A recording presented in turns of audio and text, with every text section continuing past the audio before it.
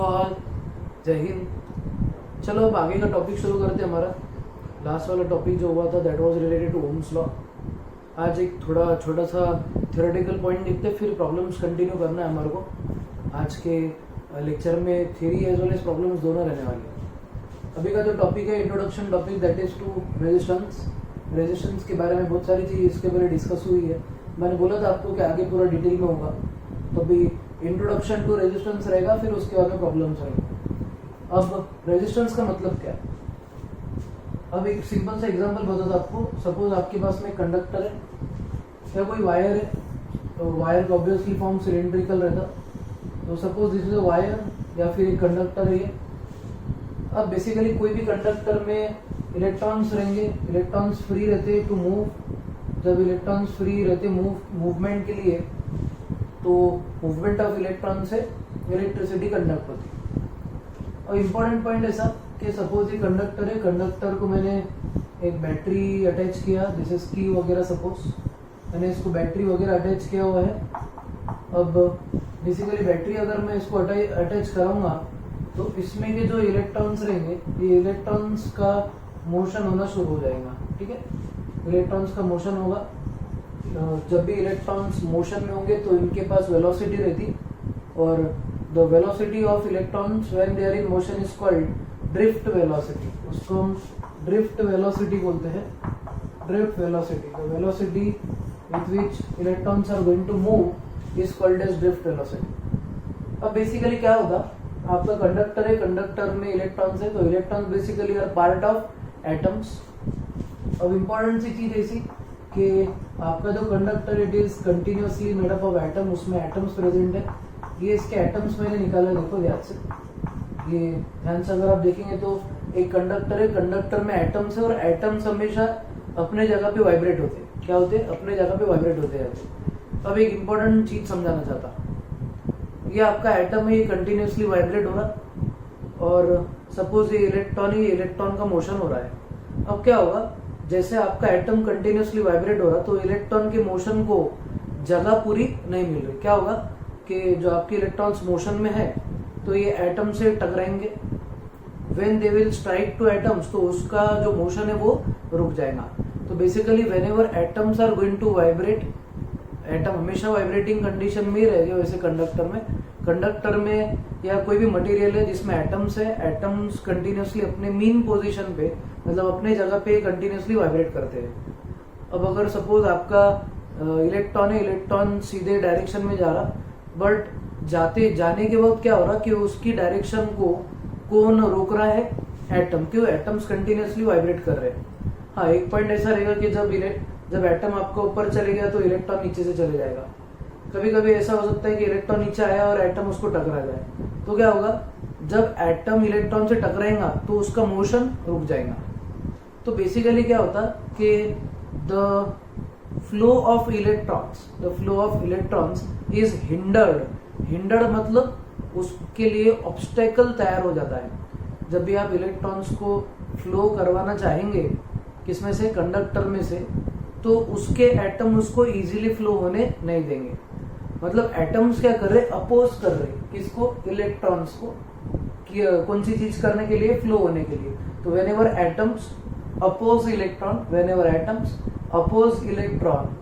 electron for its flow in the conductor, then this opposition, ये जो opposition है, this opposition is called as resistance। Basically resistance क्या है?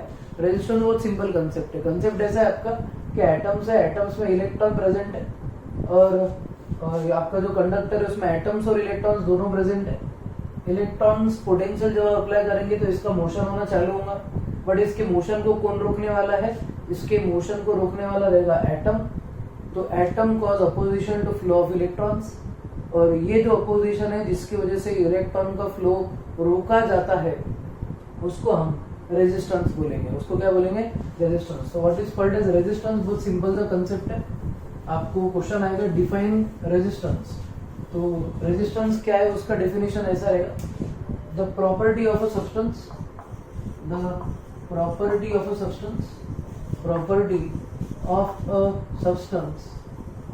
by by virtue of which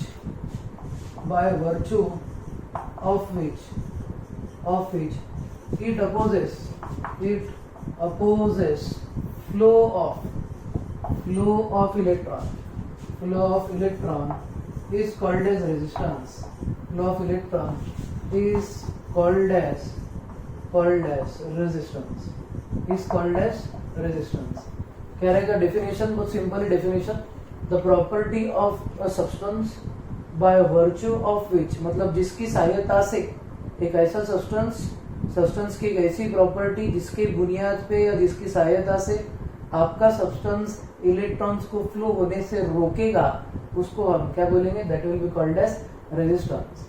जब आपका substance आपके electron को फ्लो होने से रोकता है तो ये जो अपोजिशन सब्सटेंस क्रिएट करता for flow of electron is called as resistance, उसको हम रेजिस्टेंस बोलेंगे. ठीक है, ये पहला पॉइंट आपका. This is first definition. Second definition हम ऐसा बोल सकते हैं बहुत सिंपल तरीके से, opposition offered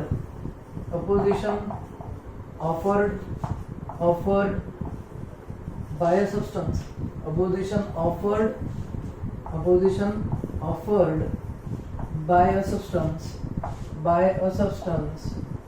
opposition offered by a substance to flow of electron is called as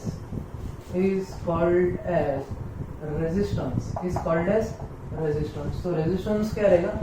resistance एक ऐसी चीज है जिसमें हम it is opposition offered by a substance to flow of electron. तो इलेक्ट्रॉन के फ्लो को जो अपोजिशन करता है अपना सब्सटेंस, तो इस अपोजिशन को हम रेजिस्टेंस बोलेंगे. इंपॉर्टेंट पॉइंट आपका ये जो रेजिस्टेंस है, it is represented by capital R. Represented by कौन सा? Capital R. और ये आर हमारा स्लोप था वी आई ग्राफ का स्लोप था हमारा कैपिटल आर. तो capital R is the slope of V I graph. और इसको बोला था मैंने, इसको डिनोट किया जाता है इस सिंबल से, इसको हम ओहम बोलते हैं. तो what is unit of resistance? Resistance का यूनिट रहेगा ohm. What is called as resistance? Resistance is the property of a substance by which it opposes flow of electron. The opposition offered by substance to flow of electron is called resistance. आप दोनों definition लिखो exam में. दोनों definition बहुत अच्छे वाली definition है, इसमें आपको 100% मार्क मिलेंगे if you right correct answer. ठीक है, तो ऐसा सिंपल सा डेफिनेशन है रेजिस्टेंस का. तो रेजिस्टेंस का रिप्रेजेंटेशन रहेगा आर, उसका सिंबल रहेगा ओहम पढ़े जाएगा, OHM इसको पढ़े जाएगा. ठीक है, अब बेसिकली यूनिट है. अब इसके आगे का पॉइंट हमारे को समझना है. अब ओम्स लॉ पे आ जाते एक बार फिर से.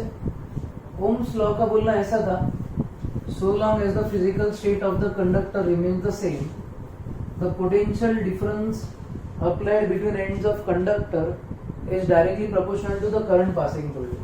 क्या बोला गया था? so long as the physical state of conductor remains the same, the potential difference V applied between ends of conductor is directly proportional to the current passing through it. और हमने ऐसा बोला था V is directly proportional to I, फिर constant of proportionality हटा दिए थे हमने और इधर लगाए थे V is equal to I R, और ये R जो हमारा कांस्टेंट है इसको हम रेजिस्टेंस बोलेंगे. तो व्हाट इज रेजिस्टेंस? रेजिस्टेंस को मैथमेटिकली ऐसा बोल सकते हैं, मैथमेटिकली ठीक, resistance will be equal to V divide by I. Mathematically क्या हो जाएगा? Resistance will be equal to V divided by I. तो R will be equal to V divided by I. इतना एक इम्पोर्टेंट पॉइंट आपको ध्यान रखना है. अभी रेजिस्टेंस का जो पॉइंट है वो ऐसा रहेगा. रेजिस्टेंस का पॉइंट कुछ इस तरीके से हम बोलेंगे R is equal to V divided by I. ये इम्पोर्टेंट पॉइंट रेजिस्टेंस का ये आपका फॉर्मूला हो गया, R equal to V divided by I. आपको क्वेश्चन ऐसा पूछा जाएगा, डिफाइन 1 ओम रेजिस्टेंस. क्वेश्चन ऐसा रहेगा, डिफाइन 1 ओहम रेजिस्टेंस. ये क्वेश्चन रहेगा आपका. और दूसरा क्वेश्चन ऐसा रह सकता, define SI unit of resistance. Define SI unit of resistance. ये सिंपल सा क्वेश्चन है. पहला क्वेश्चन ऐसा रह सकता है आपका, डिफाइन 1 ओम रेजिस्टेंस, या फिर क्वेश्चन इस तरीके से पूछा जा सकता है आपको, define SI unit of resistance. दो चीजें, पहला डिफाइन 1 ओम रेजिस्टेंस और define SI unit of resistance. अब इसके पहले मैंने आपको ये बोला था कि जब भी कोई कांस्टेंट को आपको अगर डिफाइन करना हो, whenever you need to define any constant, तो उसका मैथमेटिकल फार्मूला मालूम रहना जरूरी है। और मैथमेटिकल फार्मूले में क्वांटिटी राइट हैंड साइड पे, मतलब ये जो आपका इक्वल टू साइन है, उसके ये साइड की क्वांटिटी को आपको हमेशा 1 बनाना पड़ता। ठीक है, तो अब बहुत सिंपल सा डेफिनेशन बनाएंगे हम। देखो अब 1 ओम रेजिस्टेंस क्या रहेगा, डिफाइन ऐसा यूनिट ऑफ रेजिस्टेंस, तो वैसा बोलेंगे रेजिस्टेंस ऑफ कंडक्टर, या फिर मटेरियल भी बोल सकते हैं आप, resistance of material is said to be 1 ohm. Resistance of material is said to be 1 ohm if ये जो वोल्टेज है इसको हम 1 कर देंगे, 1 वोल्ट ऑफ पोटेंशियल और पोटेंशियल डिफरेंस। बहुत से बच्चों को, अभी तक मैं बहुत बार मैसेज में भी रिप्लाई किया, बट बहुत से बच्चों को प्रॉब्लम ये आ रहा, सर ये पोटेंशियल है या पोटेंशियल डिफरेंस है।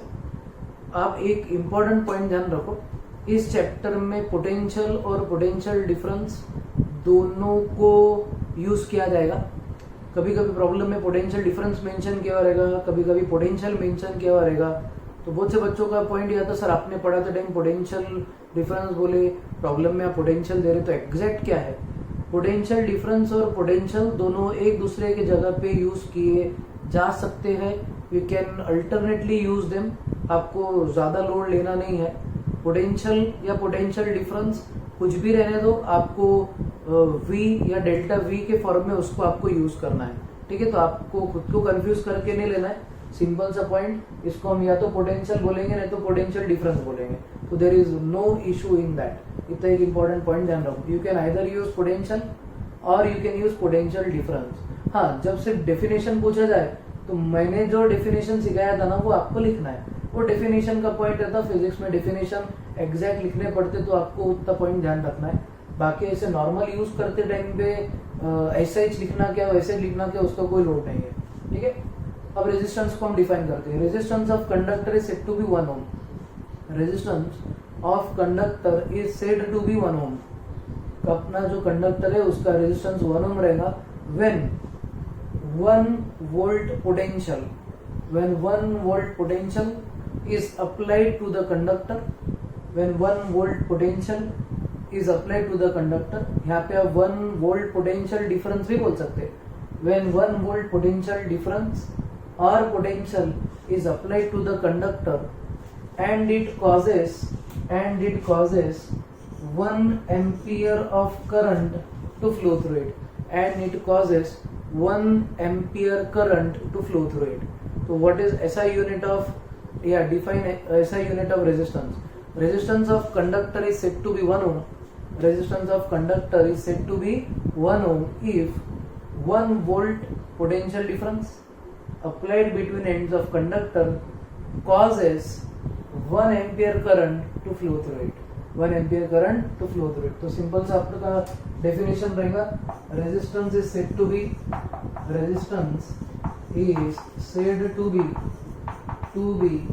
1 ohm. Resistance is said to be 1 ohm if potential of 1 volt is applied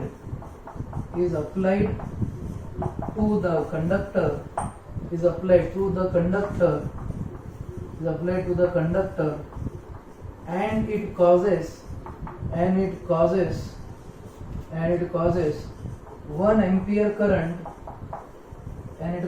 1 ampere current, to flow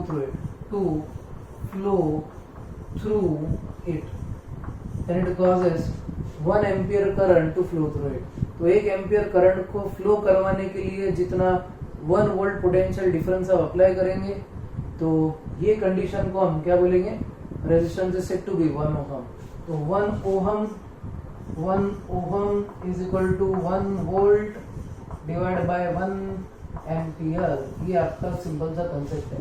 ठीक है, ये बहुत सिंपल सा कंसेप्ट है, थ्योरेटिकल पॉइंट। और एक पॉइंट बोलूंगा आपको इसमें, रेजिस्टेंस का जो ओहम का वैल्यू है वो किसके इक्वल रहता, तो एक इसके लिए एक पॉइंट बोलेंगे हम कि ओहम जो रहेगा, ohm is always equal two volt पर एम्पियर, वोल्ट पर एम्पियर, या फिर इसको हम इस तरीके से भी लिख सकते हैं, वोल्ट एम्पियर रेज टू -1, ठीक है। तो ये सिंपल से दो पॉइंट है किसके रिलेटेड, ओहम। तो ओहम विल बी वोल्ट पर एम्पियर और वोल्ट एम्पियर इनवर्स, पढ़ते कैसा इसको, volt ampere inverse, volt ampere inverse, volt ampere inverse या फिर वोल्ट पर एम्पियर जो रहेगा इसको हम ओहम बोलेंगे। तो ये आज का इंट्रोडक्शन पॉइंट आपका किसके related, related to resistance. Theoretical point resistance का बहुत डिटेल्ड है, आगे के लेक्चर्स में और बहुत सारे थ्योरेटिकल पॉइंट हम लेंगे। तो आपको प्रॉब्लम्स लिखना है, तो चलो अब प्रॉब्लम शुरू करते हैं ओहम्स लॉ पे और रेजिस्टेंस पे, ठीक है। तो आप टॉपिक लिखो, problems on Ohm's law and resistance, problems on Ohm's law and resistance. Introduction point है इसमें, ये बहुत सिंपल सिंपल से क्वेश्चन लूंगा आज, फिर आगे और टिपिकल प्रॉब्लम चालू होंगे। देखो टॉपिक, प्रॉब्लम्स ऑन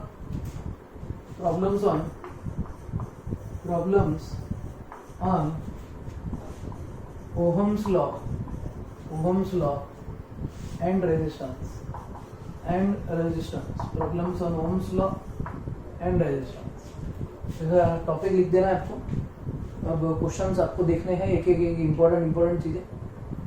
चालू करते पहला क्वेश्चन, ठीक है। फ्रॉम द फॉलोइंग ग्राफ, पहला क्वेश्चन लिखो, from the following graph find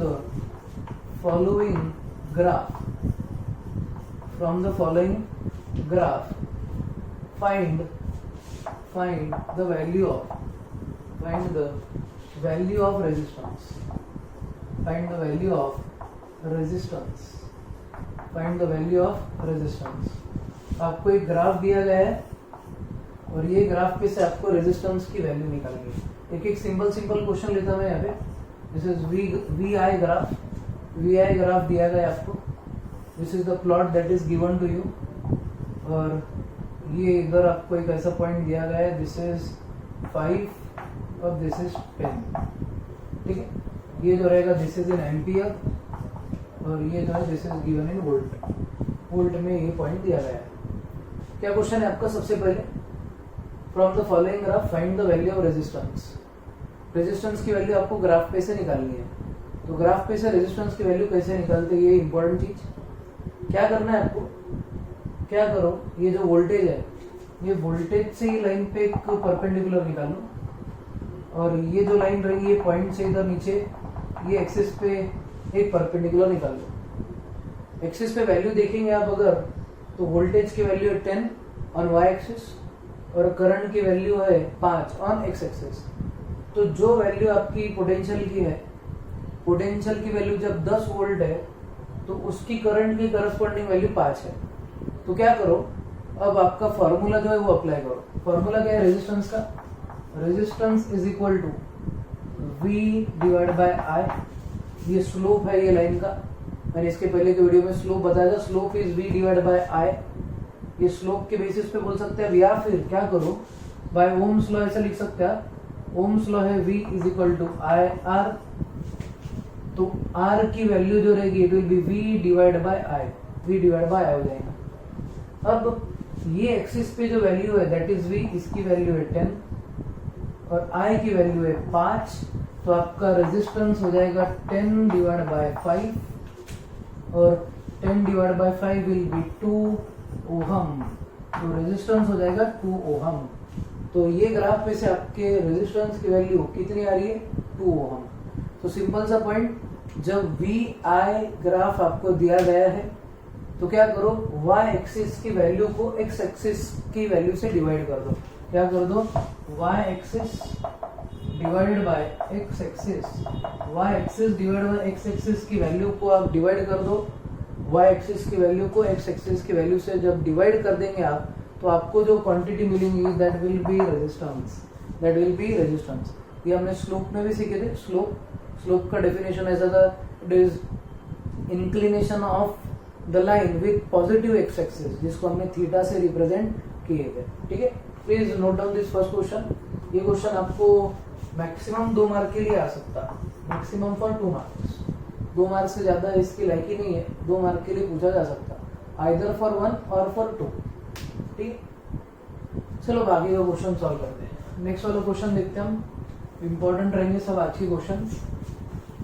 question will be very very very important.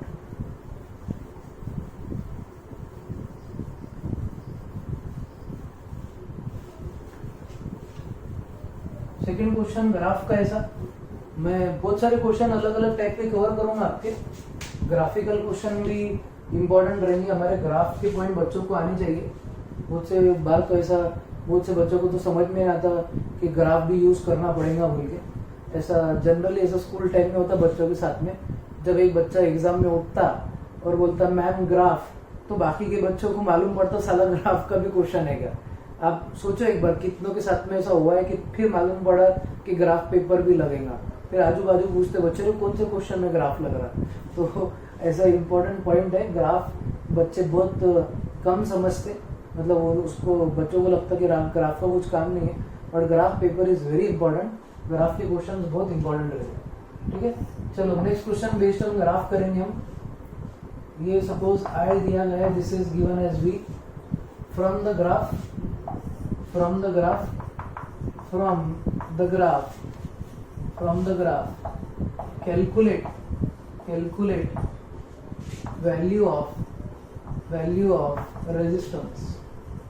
calculate value of resistance, और इधर आपको वैल्यू दी गई है दिस इज 2, और ये जो वैल्यू दी गई आपको, ये वैल्यू दी गई सपोज 4 वोल्ट। ठीक है, ये this is 2 ampere and this is 4 volt. From the graph calculate the value of resistance की वैल्यू आपको निकालनी है। अब इंपॉर्टेंट चीज, बच्चे जो गलतियां करते हैं यहाँ पे, सर आपने बोले ग्राफ का क्वेश्चन आया, रेजिस्टेंस रहेगा, क्या रहेगा, direct y axis divide bye x axis. अब ऐसा पॉइंट आपको कंफ्यूज कर सकता है, इसके लिए एक बार पूरा पॉइंट ध्यान से सुनो। ये जो ग्राफ है, this graph is I V graph. कौन सा ग्राफ है? I V graph. और आई वी ग्राफ का स्लोप 1 बाय क्या होता है, R, which is called conductance.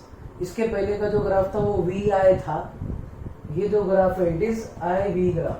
पहले का जो ग्राफ था that was V I graph, ये जो ग्राफ है it is I V graph. तो दो अलग अलग टाइप के ग्राफ है हमारे पास। पहला जो ग्राफ था that was V I graph, second graph is I V graph. तो ये आई वी ग्राफ है, इस पे से आपको रेजिस्टेंस की वैल्यू निकालनी है। तो रेजिस्टेंस की वैल्यू सिंपल है, सॉल्यूशन अपना ऐसा, बाय ओहम्स लॉ,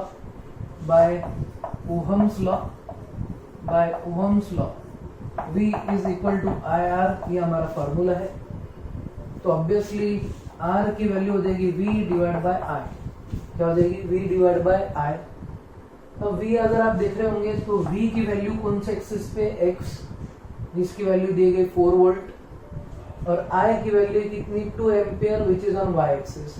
तो आपको इसकी वैल्यू डाल देनी सिर्फ, it is 4 divide by 2, that is again 2 ohm resistance.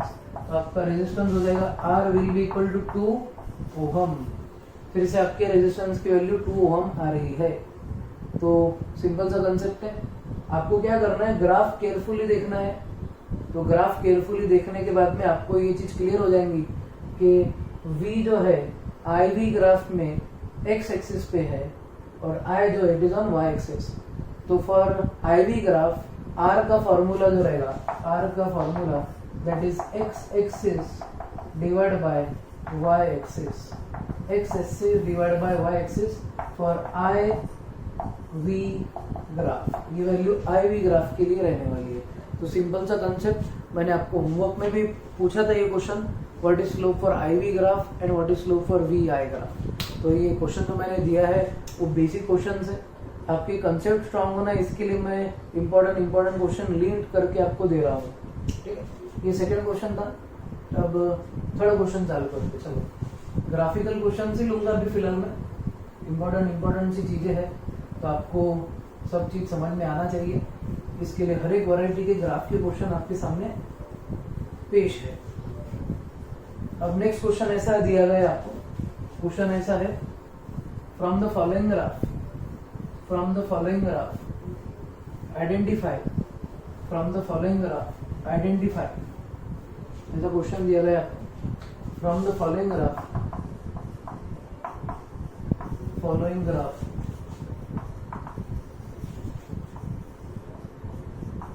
identify which wire have, from the following graph identify which wire have more resistance. Question ऐसा है आपका, from the following graph identify which wire has more resistance. ये third question आपका। अब graph ऐसा दिया गया आपको, ठीक है। ग्राफ में ये रहेगा आपका V, this is I, this is wire X and this is wire Y।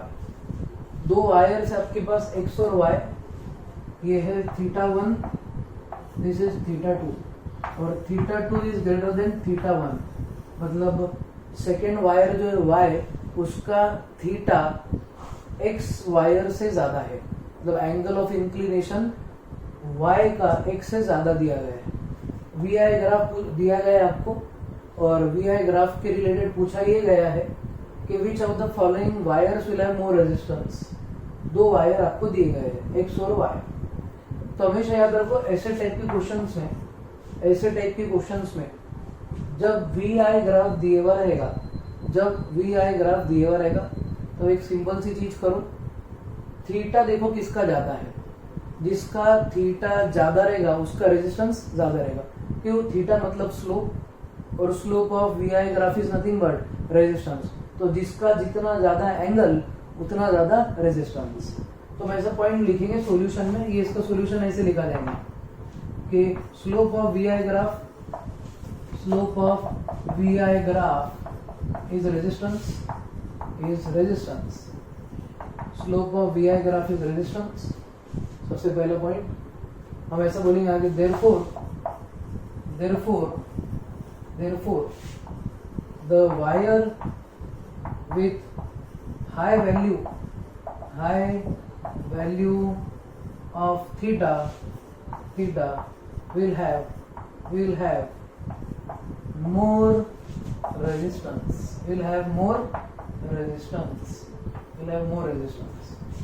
तो आपको ये सबसे पहले इंपॉर्टेंट नोट लिख लेना आपको, slope of VI graph is resistance, therefore the wire with high angle, जिसका एंगल ज्यादा रहेगा उसका रेजिस्टेंस ज्यादा रहेगा।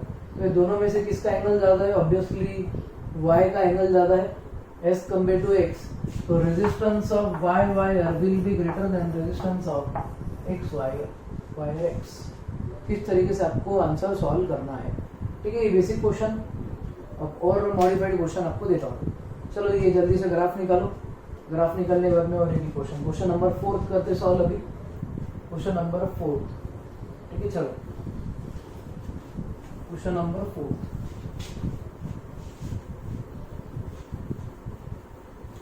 ग्राफ पे का ही क्वेश्चन है। सब बच्चे अपने एकदम शार्प हो जाना ग्राफ में, ये कोशिश है। तो ग्राफ को ध्यान से देखो, ध्यान से समझो, इंपॉर्टेंट सी चीज है। Identify from graph which wire has maximum and least resistance. Identify from graph which wire has maximum and least resistance. और ग्राफ इस तरीके से आपको दिया गया है, ठीक है। ग्राफ में कुछ ऐसी चीजें दी गई है। ग्राफ में ये दिया गया है आपको, देखो this is V, this is I, V और I दिया गया आपको। ये क्वेश्चन तो आप लोगों ने सॉल्व करना ही चाहिए। This is wire 1, wire 2, wire 3, 3 wire दिए गए। ये आपको खुद को सॉल्व करना है। 1 मिनट का मतलब पॉज लो और सॉल्व करके देखो। क्या बोला गया है इसमें कि इन 3 वायर में से किसका रेजिस्टेंस मैक्सिमम है, किसका मैक्सिमम है और किसका मिनिमम है, या फिर लीस्ट रेजिस्टेंस। सिंपल सा क्वेश्चन दिया मैंने, ये है वी आई ग्राफ।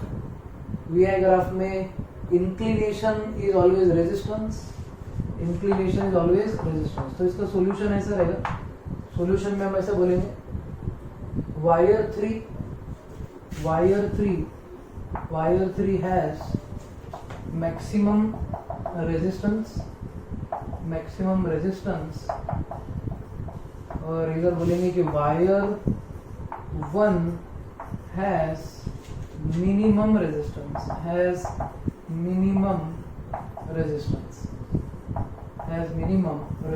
सिंपल सा point. Wire 3 has maximum resistance and wire 1 has minimum resistance. कैसे ऐसा पॉसिबल हुआ देखो एक बार ध्यान से। वायर 3 का एंगल है सपोज थीटा 3 और वायर 1 का suppose theta 1।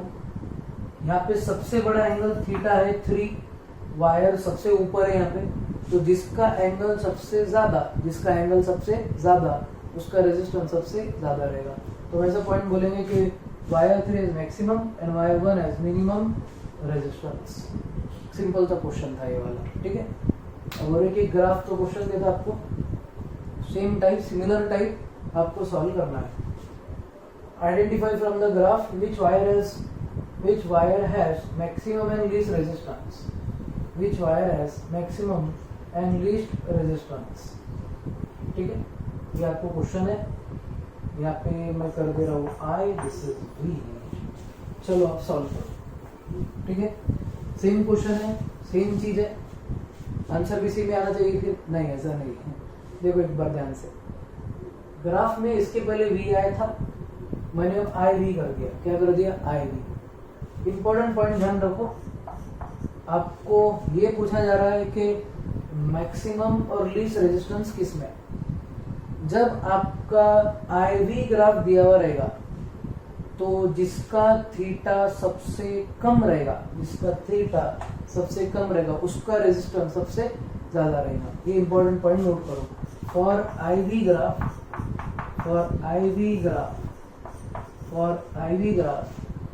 Minimum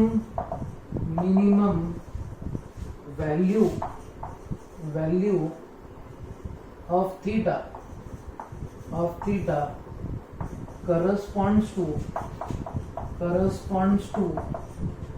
for IV graph minimum value of theta corresponds to